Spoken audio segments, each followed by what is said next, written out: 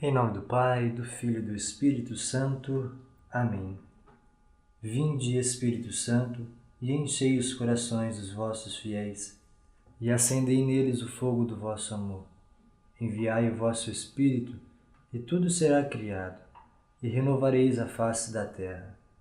Oremos.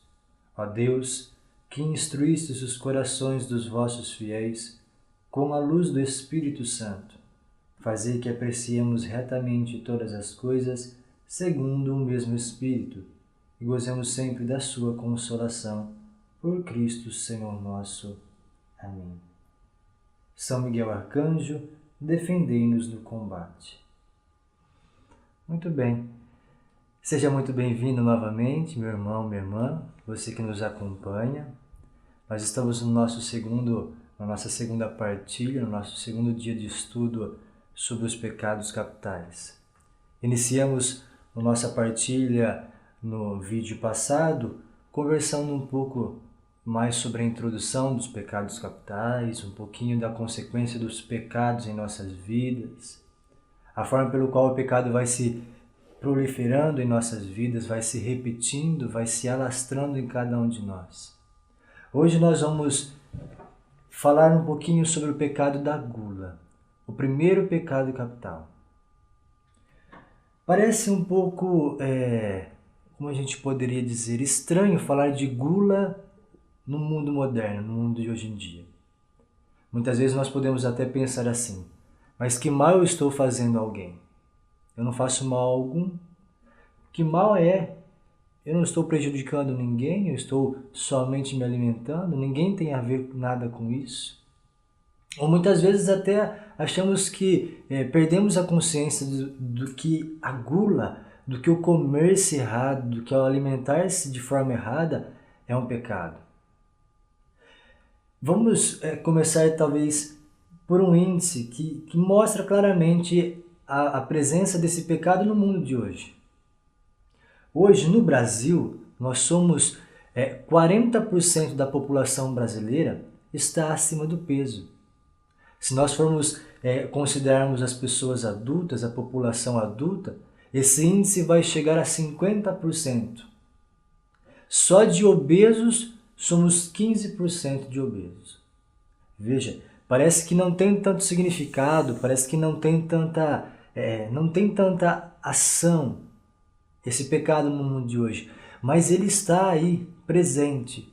E ele é a primeira porta, a primeira ação maligna, a primeira situação pela qual o maligno age em nós. De fato, ninguém pensa em pecado quando está comendo um belo pudim, um delicioso manjar, uma deliciosa lasanha, um prato suculento. Ninguém pensa em pecado. Mas o fato é que a gula é o primeiro pecado, é a primeira doença espiritual, é a primeira porta de abertura a qual o maligno entra em nós. E ele vai gerar inúmeras situações, inúmeros problemas dentro de cada um de nós. Agora, uma compreensão que nós temos errada, que nós precisamos mudar, é de que comete o pecado da gula somente aquele que se alimenta de uma forma exagerada. Come, vai comendo até com os olhos, a gente vai dizendo, né? Aquela pessoa come com os olhos. Quantas vezes nós já não fizemos isso? Basta olharmos para a nossa própria vida, para o nosso próprio físico, para a nossa própria barriga, muitas vezes. Quantas vezes nós não comemos de uma forma exagerada e aí ficamos extasiados, ficamos exaustos, ficamos preguiçosos, sonolentos, não queremos saber de mais nada. Mas eu dizia a vocês que uma consequência, um pensamento errado é o fato de acharmos que apenas as pessoas que comem demais cometem o pecado da gula. Por quê? A gula ela pode ser, esse pecado, essa doença espiritual, ela pode ser também cometida por um magro. Sim, um magro pode cometer o pecado da gula. Ela pode ser tanto pelo alimentar-se de forma exagerada, como colocar a um alimento, a um determinado alimento, um excessivo prazer. Aquela pessoa se alimenta, toma aquele alimento e vai degustando, tem até dificuldade muitas vezes de engolir só para ficar saboreando aquele alimento.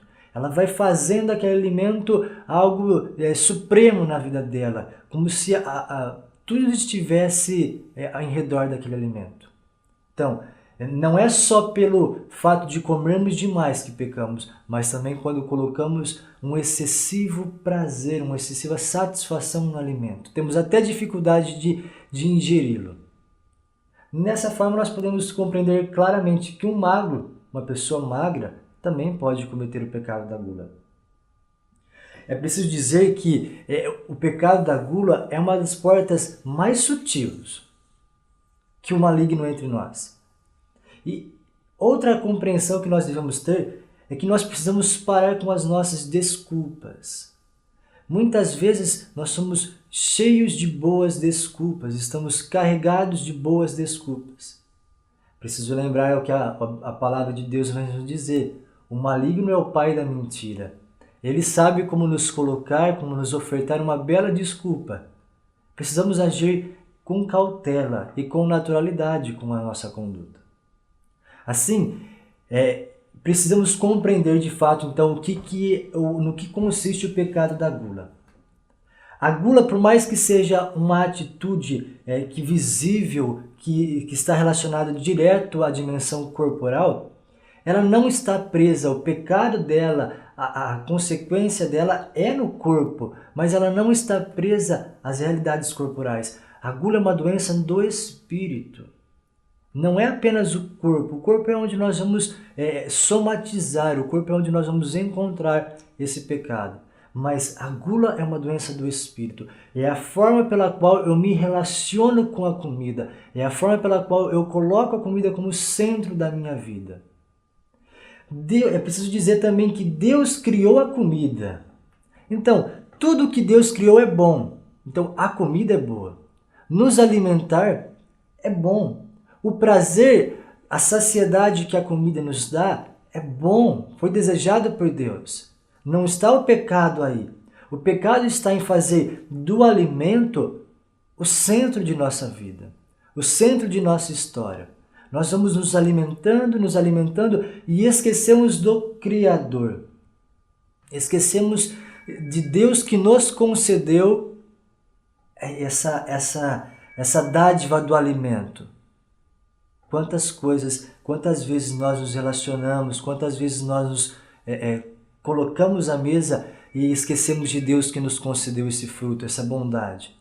Então, o pecado da gula, sim, é perceptível no nosso corpo, na nossa matéria, mas é um pecado, é uma doença espiritual e assim nós precisamos lidar com ela, com uma doença espiritual.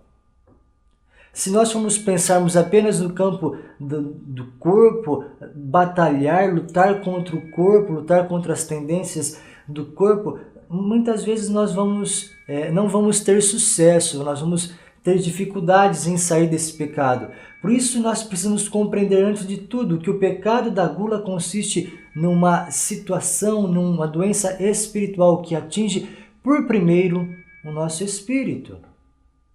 Por primeiro o nosso espírito. Então, sabendo disso, qual é a forma que nós vamos nos relacionar com a gula? Deixa eu explicar um pouco melhor. O homem coloca sua finalidade no ente que foi criado, na criatura. Se alimentar de uma forma saudável consiste em saber que aquele alimento, aquela bebida, aquilo que está em nossa mesa foi fruto da bondade de Deus, é fruto da misericórdia de Deus. Muitas vezes nós podemos pensar assim, é fruto do nosso trabalho. Eu trabalhei, o Senhor não tem nada a ver com isso, porque Ele não foi lá comigo no meu serviço, Ele não foi trabalhar comigo, Ele não teve que suar de sol a sol para conseguir o alimento, foi fruto do meu esforço. Foi sim fruto do meu esforço, mas foi antes graça de Deus. Ora, se o Senhor não tivesse te dado a graça, a saúde, o emprego, você conseguiria? E digo mais, mesmo que você tivesse tudo isso, o alimento não vem do seu emprego. O alimento é criatura de Deus, é criação de Deus. E quantas vezes nós nos relacionamos com Ele esquecendo do próprio Deus? Isso consiste o pecado da gula. Relacionar-se com o alimento, fazer do alimento a nosso próprio centro, a nossa própria verdade. Nós precisamos mudar essa atitude. Então, quando a comida passa a ser o centro, quando a comida passa a ser o local de a satisfação, nós encontramos uma satisfação enorme na comida, aí consiste o pecado. É preciso dizer que prazer não tem nada a ver com felicidade. Nós encontramos prazer na comida, mas muitas vezes achamos que podemos encontrar a felicidade. O prazer é algo passageiro, que vai embora, que vai passar.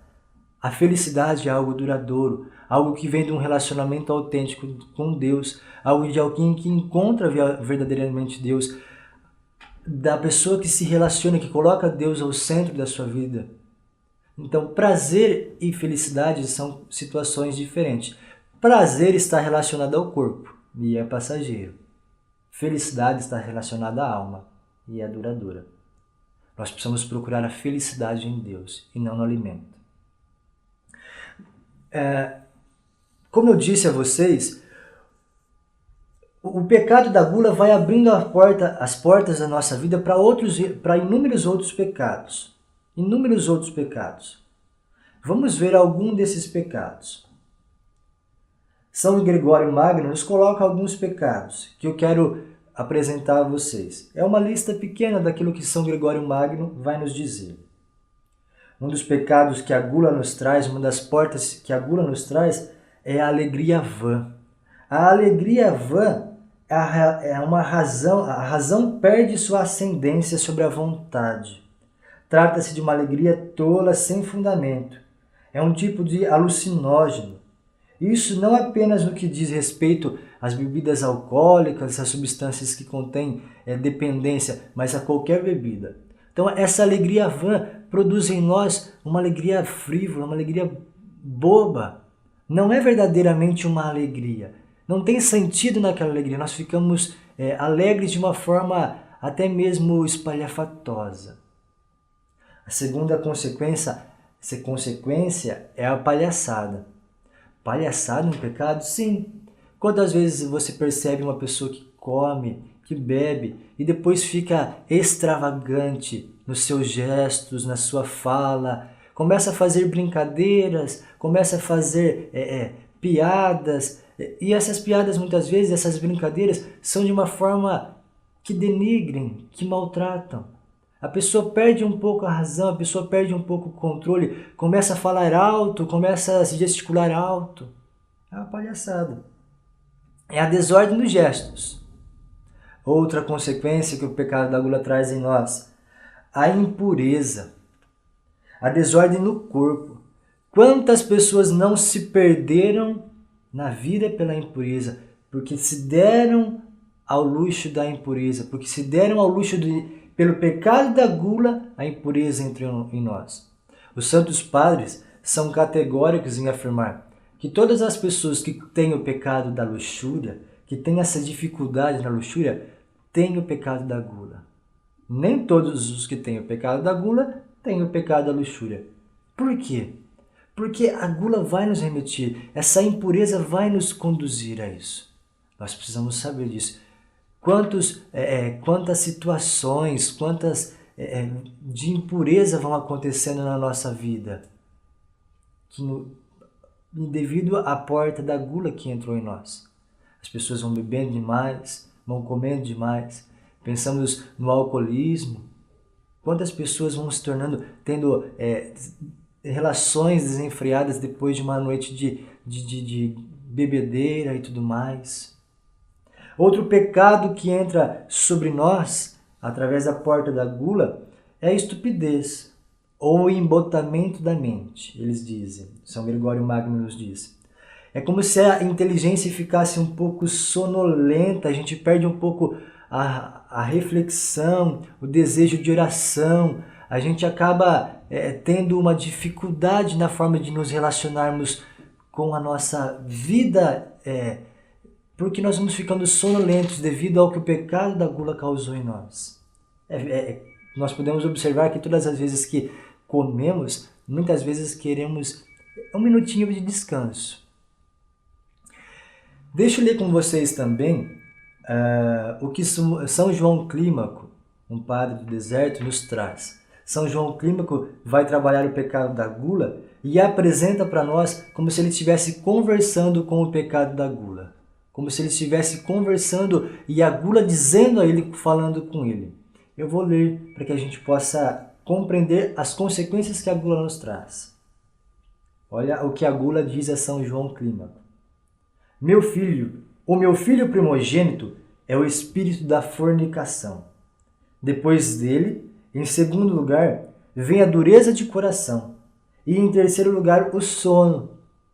Depois, é de mim que provém o mar dos maus pensamentos e das ondas da imundície, o abismo das impurezas desconhecidas e inomináveis.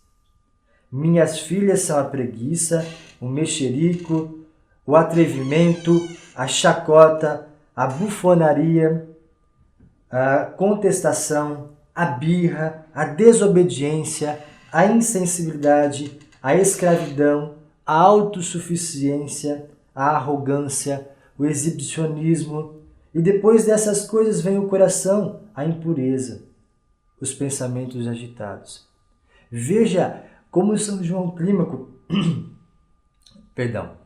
como São João Clímaco é claro em dizer para nós essas realidades que a gula traz em nossa vida, as consequências. Para a gente colocar isso de uma forma bem evangélica, nós precisamos lembrar daquilo que Jesus disse aos seus discípulos. Certa vez, os seus discípulos trouxeram a Jesus um rapaz possuído por um demônio, e os seus discípulos tentaram expulsar aquele demônio, tentaram repeli-lo, e eles não conseguem. Então trazem a Jesus e Jesus expulsa aquele demônio. Mais para frente os discípulos vão perguntar, mas Senhor, por que nós não conseguimos expulsar esse demônio? Jesus vai afirmar para eles, alguns tipos de demônios, alguns tipos de entidades malignas só podem ser expulsos com a oração e com o jejum. Deixa eu ler com vocês também a carta em Filipenses. Filipenses vai nos dizer algo muito importante. Filipenses 3, 18, do versículo 18 ao versículo 19. São 2 versículos só. Porque há muitos por aí, de quem repetidas vezes vos tenho falado, e agora os digo chorando, que se portam como inimigos da cruz de Cristo, cujo destino é a perdição, cujo Deus é o estômago, para quem a própria ignomínia é causa de envaidecimento e só tem prazer no que é terreno. Veja o que a palavra de Deus está nos dizendo. Muitos de nós já fizemos do nosso estômago, do nosso ventre, o nosso prazer. Agora, não tem sentido nós descobrirmos as dificuldades do pecado da gula se nós não traçarmos um plano para combatermos. Então, para nós sairmos da gula, algumas atitudes que são fundamentais. Para nós sairmos desse pecado, para nós vencermos essa doença espiritual, algumas atitudes são fundamentais para nós. A primeira delas é a oração e o jejum. Sim, nós dissemos que o pecado da gula, a doença espiritual da gula, consiste em uma doença espiritual. Então não há como combatê-la sem oração. Nós precisamos nos relacionar com a comida de uma forma espiritual. Como assim? Como nós vamos nos relacionar com a comida de uma forma espiritual? Nós precisamos colocar Deus no centro de tudo. Deus é o centro de tudo. Então, quando nós formos nos alimentar, nós precisamos orar a Deus, agradecer a Deus por tudo aquilo que Ele nos concedeu, agradecer a Deus pelo alimento que Ele nos concedeu, reconhecer a sua bondade, a sua misericórdia para conosco, ter uma atitude de generosidade, de gratidão a Deus por aquilo que Ele nos concede como alimento. Então nós precisamos orar pelo alimento, pela forma que nós vamos comer. Todas as vezes antes de nos alimentarmos, nós deveríamos orar, nós devemos orar. Orar em reconhecimento da grandeza de Deus e colocar Deus como centro daquela realidade. A segunda prática espiritual é o jejum. O jejum, então, causa em nós essa virtude de sermos temperantes, de sermos comedidos. O jejum vai nos trazer a capacidade de autodomínio. Veja que aqui não é um jejum qualquer, não é simplesmente a abstinência de uma comida. Aliás, diga-se de passagem, os santos padres já nos diziam isso, que todas as vezes que nós nos relacionamos com uma doença espiritual, num combate com uma doença espiritual, nós temos sempre uma atitude de dar uma justificativa plausível.